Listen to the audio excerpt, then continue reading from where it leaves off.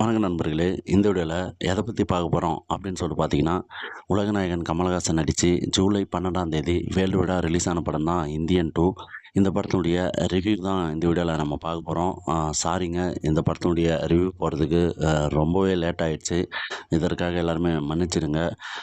இந்த படத்தில் கமலஹாசன் கூட சித்தார்த், எஸ்.ஏ. சூர்யா, ரகுல் பிரீத் சிங், பிரியா பவானி சங்கர், சமுத்திரக்கனி, தம்பி ராமையா, இன்னும் நிறைய நட்சத்திரங்கள் இந்த படத்தில் நடிச்சிருக்கிறாங்க. சங்கர் டைரக்ஷன் பண்ணியிருக்கிற இந்த படத்துக்கு அனிருத் இசையமைச்சிருக்கிறாரு. லைக்கா புரொடக்ஷன்ஸ் இந்த படத்தை தயாரிச்சிருக்கிறாங்க. இந்த படம் ஜூலை 12ஆம் தேதி வேர்ல்டு வைடாக ரிலீஸ் ஆயிருந்தது. இந்த படத்துடைய ஒன்லைன் என்ன அப்படின்னு சொல்லிட்டு பார்த்தீங்கன்னா, 1996 சங்கர் டைரக்ஷனில் உலகநாயகன் கமலஹாசன் நடிப்பில் வெளியே வந்த படம் தான் இந்தியன் 1. இந்தியன் சொல்லலாம். இதுக்கு ஏஆர் ரகுமான் மிக சிறப்பான ஒரு இசையை கொடுத்துருந்தாரு. பேக்ரவுண்டு ஸ்கோர் ஆகட்டும், அதுக்கப்புறம் இந்த படத்தினுடைய சாங்ஸ் ஆகட்டும், இன்றளவும் புகழ்பெற்றவை அப்படின்னு சொல்லலாம். இந்த நிலையில் தான் இந்த படத்தினுடைய கதை என்ன, இந்தியன் படத்தினுடைய கதை என்ன அப்படின்னு சொல்லிட்டு எல்லாருக்குமே தெரியும்.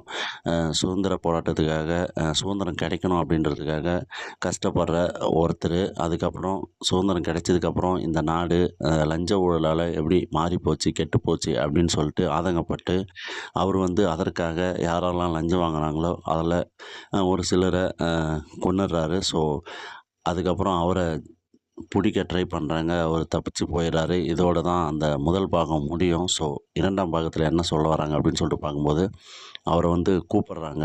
திரும்பவும் அங்கே லஞ்ச ஊழல்லாம் அதிகமாகிடுச்சு, நிறைய கொடுமைகள் நடக்குது அப்படின்ற மாதிரி. ஸோ அதற்கப்புறம் கமலஹாசன் வராரா இல்லையா, என்ன பண்ணுறாரு, அதுக்கப்புறம் என்ன நடக்குது அப்படின்றது தான் அந்த படத்தினுடைய மொத்த கதை.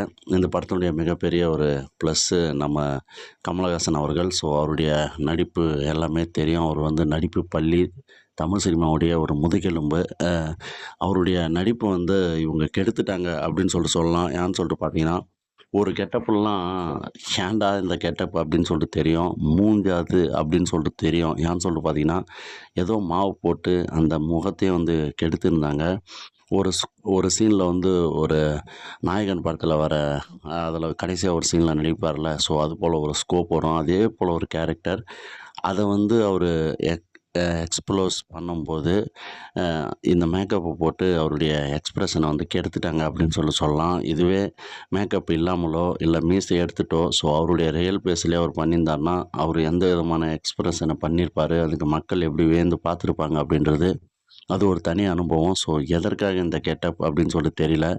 அர்ஜுன் நடித்த ஒற்றன் படத்தில் அர்ஜுன் போட்ட கெட்டப் மாதிரி சம்மந்தமே இல்லாத கெட்டப்லாம் இவர் போட்டிருக்கிறாரு. ரொம்பவே அது ரொம்ப அனீசியாக இருந்தது. அன்றைக்கி யாருமே இது மாதிரி கெட்டப்லாம் போடாத ஒரு காலம். ஸோ அதனால் அவர் போட்டப்போ அது புதுசாக இருந்தது, வித்தியாசமாக இருந்தது இந்தியன் அந்த படத்தில் அப்போலாம். அதுக்கப்புறம் தசாவதாரத்தில் கூட ஏற்றுக்கிட்டாங்க.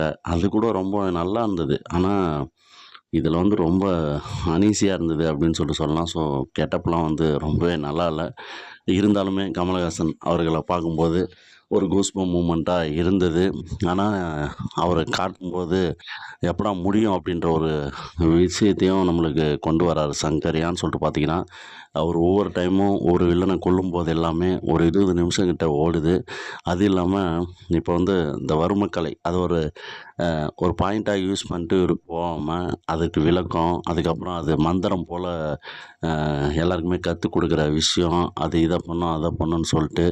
ஸோ அந்த வில்லன்களில் சாவடிக்கிற சீன் எல்லாமே ரொம்ப காமெடி ஆகிடுது.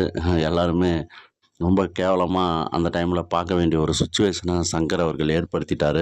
எப்படா இந்த சீன் போகும் அப்படின்ற மாதிரி தோண ஆரம்பிச்சிருச்சு. அதுக்கப்புறமா இந்த படத்தில் யார் ரொம்ப முக்கியத்துவம் அப்படின்னு சொல்லிட்டு பார்த்தீங்கன்னா, சித்தார்த் அவர்கள். ஸோ அவர் தான் அந்த படத்தினுடைய ஹீரோ அப்படின்னு சொல்லிட்டு சொல்லலாம். ஸோ அவரை வச்சு தான் அந்த கதை நகருது. ஆனால் அவருக்கு ரொம்ப முக்கியத்துவம் கொடுத்துருக்குறாங்களா அப்படின்னு சொல்லி கேட்டிங்கன்னா, அந்த அளவுக்கு தெரியல. அவருடைய ஒரு கேரக்டரும் ஏதோ விளையாட்டு பையனுடைய கேரக்டர் மாதிரியே இருந்தது. ஏன்னு சொல்லிட்டு பார்த்தீங்கன்னா, முதல்ல ஒரு 20 நிமிஷம் ஏதோ கார்ட்டூன்கள்லாம் வச்சு ரொம்ப மொக்கையா போயிட்டு இருந்தது. அதை அடிக்கடி காட்ட ஒரு ஸ்டேஜுக்கு மேலே வெறுப்பாயிடுச்சு.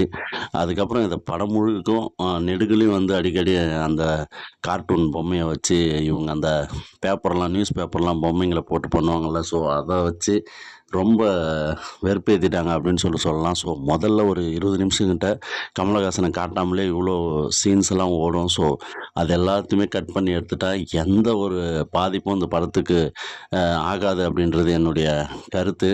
அதுக்கப்புறமா இந்த படத்துல எஸ்.ஏ. சூர்யா அவர்கள், ஸோ நான் தான் வில்லன். ஆனா இந்த பாகத்துல இல்ல, அடுத்த பாகத்துல அப்படின்றத அவருடைய கேரக்டர் வந்து நம்மளுக்கு காட்டுது. அதுக்கப்புறம் சமுத்திரக்கனி, ஸோ அவர் ஒரு சில சீன்கள்ல வந்து கண் கலங்க வைக்கிறாரு. ஸோ அடிக்கடி அவருடைய நடிப்ப வந்து முகத்திலே வந்து மாத்துறாரு. ஸோ அவருடைய எக்ஸ்பிரஷன் எல்லாமே வந்து ரொம்பவே சூப்பரா இருந்தது. அவருக்கு மனைவியா நடிச்சிருந்தவங்களும் ரொம்பவே நல்லா நடிச்சிருந்தாங்க அப்படின்னு சொல்லலாம். அதுக்கப்புறம் பிரியா பவானி சங்கர், அதுக்கப்புறம் சித்தார்த் கூட இருக்கிற இன்னும் 2 பேரு. ஸோ அவங்களுடைய நடிப்பும் வந்து ரொம்பவே நல்லா இருந்தது அப்படின்னு சொல்லலாம். ஆனா தம்பி ராமையா, ஸோ அவருடைய கேரக்டர் ஏனோ தெரியல ரொம்ப நெகட்டிவான ஒரு கேரக்டர். ஸோ அத ஏத்துக்க முடியல அப்படின்னு சொல்லலாம். ஆனா அவரு வந்து பெர்ஃபெக்ட்டா நடிச்சிருந்தாரு.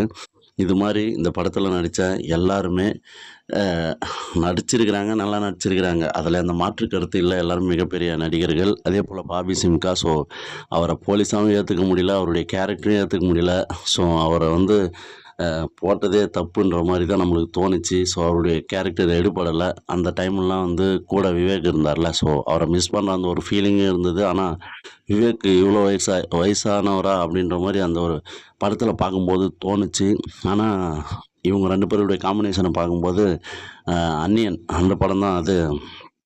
அந்நியன் அந்த படம் தான் ஞாபகம் வந்தது. ஸோ அதில வர பிரகாஷ் ராஜ் மற்றும் விவேக் அவங்களுடைய காமெடி மாரியே ட்ரை பண்ணியிருக்கிறாங்க. ஆனா எந்த ஒரு ஃப்ளேவரும் இதில எடுபடல அப்படின்றது தான் நிதர்சனமான உண்மை. ஸோ இவ்ளோ நெகட்டிவ் இருக்குது. ஸோ அந்த படம் அ எதனால இப்படி ஆச்சு அப்படின்னு சொல்லிட்டு கேட்டீங்கன்னா, இந்த படத்தினுடைய திரைக்கதை. ஸோ ரொம்ப அ ஒரு சீனுக்கும் அடுத்த சீனுக்கும் தொடர்பு இல்லாம, அந்த ஒவ்வொரு சீனுமே வந்து ஏன்டா இப்படி எடுத்திருக்கிறாங்க? சங்கர் அவர்கள் எடுத்துட்டு பார்த்தாரா இல்லையா? அதுக்கப்புறம் இத லைக்காலாம் பார்த்தாங்களா இல்லையா? இத எப்படி ரிலீஸ் பண்ண நெனச்சாங்க? அப்படின்ற மாரி நம்மளுக்கே கேள்விகள் பல எழுது. அந்த அளவுக்கு ஸ்க்ரீன் பிளே ரொம்ப கோட்ட விட்டுட்டாங்க அப்படின்னு சொல்லிட்டு சொல்லலாம். ஃபர்ஸ்ட் ஹாஃப்லாம் சுத்தமா எடுபடவே இல்ல. அதுக்கப்புறம் செகண்ட் ஹாஃப்ல அந்த ஒரு ஃபர்ஸ்ட்டு சீனே வந்து சங்கர் இதான் இதான் சங்கர் சாருடைய ஸ்க்ரீன் பிளே அப்படின்னு சொல்லிட்டு தோணும். ஸோ அந்த நீட்ல படிச்சு ஒருத்தர் டாக்டர் ஆகியிருப்பாரு போலியா. ஸோ அவர் வந்து வயித்துல கட்டியிருக்கிறதுக்கு முதுகுலலாம் ஆப்ரேஷன் பண்ணுவாரு. ஒரு டைம்லலாம் கூகுள்ல சர்ச் பண்ணி ஃபோன அப்படி வச்சுட்டு பண்ணும்போதெல்லாம், அவங்க பொண்ணு பார்த்துட்டு கதறுவாங்கல்ல. ஸோ அப்போலாம் வேற மாரி இருந்தது. இப்படிலாம் உண்மையா நடந்தா அது எப்படி இருக்கும்னு நெனச்சு பார்க்கவே ரொம்ப கொடூரமான இருந்தது அந்த ஒரு சீனு.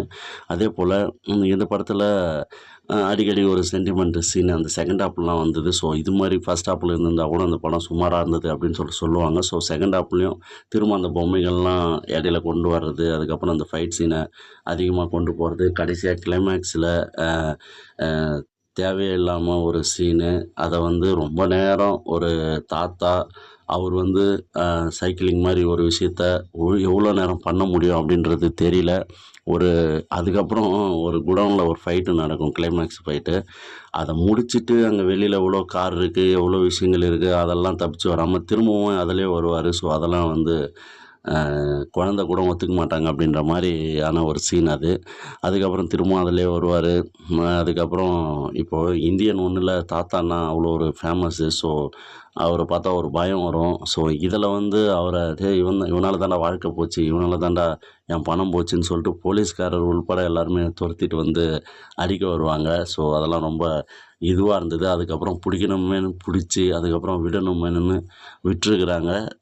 இதுதான் வந்து 3 பார்ட்டுக்காக உண்டான ஒரு விஷயமா அவங்க சொல்ல வராங்க. அதேபோல 3 பார்ட்டினுடைய ஒரு ட்ரெய்லர் வந்து வெளியிட்டிருந்தாங்க. இது கூட அட்டாச் பண்ணியிருந்தாங்க. ஸோ அதில வந்து பாகுபலி அளவுக்கு ஒரு சீன்லாம் கமலஹாசன் அவர்கள் நடிச்சிருக்கிறாரு. காஜல் அகர்வால் நடிச்சிருந்தாங்க.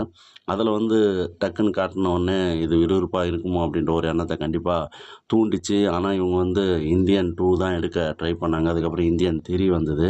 ஸோ அதனால இவங்க அப்படியே இந்த ரப்பர எக்ஸ்டெண்ட் பண்ற மாரி, பபிள் கம் எக்ஸ்டெண்ட் பண்ற மாரி இழுத்துட்டாங்க. அதனால தான் ஜவ்வு மாரி இது நல்லா இல்லையோ அப்படின்ற ஒரு எண்ணம் தோணுச்சு. ஏன்னு சொல்லிட்டு பார்த்தீங்கன்னா, இந்த படமும் அப்படிதான் இருந்தது. அனிருத் அவர்களுடைய இசையில எந்த பாடல்களும் சுத்தமா ஒர்க் அவுட்டே ஆகல அப்படின்னு சொல்லிட்டு சொல்லலாம். சங்கர் பிளஸ் அனிருத் இவங்க புது படம் ஒண்ணு பண்ணியிருந்தா வேணா, இந்த பாடல்கள்லாம் அந்த படத்துல இடம்பெற்றிருந்தா அது நல்லா இருந்திருக்கும் அப்படின்றது என்னுடைய கருத்து. ஆனா, இந்தியன ஞாபகம் வச்சு இந்த பாடல்கள்லாம் கேட்கும்போது, அதனுடைய 2ஆம் பாகத்துல நம்மளுக்கு இந்த பாடல்கள்லாம் ஒட்டவே இல்ல. ரொம்ப தலைகீழ் ஆயிடுச்சு. இந்த பாடல்கள்லாம் செட் ஆவல அப்படின்றது என்னுடைய கருத்து. அனிருத் அவர்களுடைய ஒரு சில பிஜிஎம் இதில ரொம்பவே நல்லா இருந்தது அப்படின்றதும் என்னுடைய கருத்தாக நான் சொல்கிறேன். அதே போல் இந்த படத்தினுடைய ஃபர்ஸ்ட் ஹாஃப் ரொம்ப வேஸ்ட்டுங்க. செகண்ட் ஹாஃப் கொஞ்சம் சுமாராக இருந்தது. செகண்ட் ஹாஃப் மாதிரியே ஃபர்ஸ்ட் ஹாஃப்பும் கொஞ்சம் சுமாராக இருந்திருந்தா சுமாராவது இந்த படம் இருக்குதுன்னு எல்லாருமே சொல்லியிருப்பாங்க. இப்போ வந்து சுத்தமான ஒரு வேஸ்ட்டான ஒரு படமாக ஆயிடுச்சு. ஆனால் சங்கருக்காகவும் கமலஹாசனுக்காகவும் ஒரு டைம் கண்டிப்பாக உட்காந்து அதுவும் ஃபர்ஸ்ட் ஹாஃப்லாம் ரொம்ப பொறுமையாக இருந்து பாருங்கள். செகண்ட் ஹாஃபில் கொஞ்சம் கொஞ்சம் உங்களுக்கு கொஞ்சம் விறுவிறுப்பு வரும் அப்படின்றது என்னுடைய கருத்து. ஸோ வெயிட் பண்ணுங்கள். அடுத்த படத்தினுடைய ரிவ்யூவில் சந்திக்கலாம்.